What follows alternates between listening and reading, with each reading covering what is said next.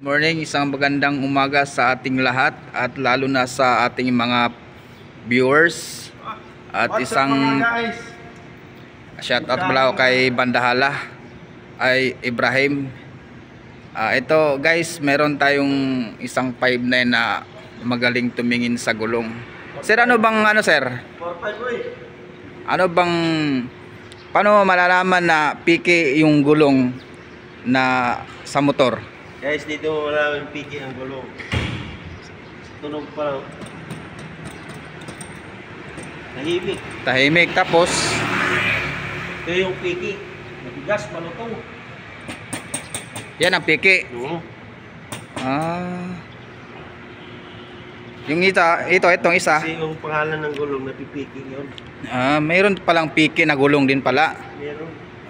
Ginagaya lang yung pangalan. Kaya pala. Yes ba? Tama. Ayos. At maraming salamat.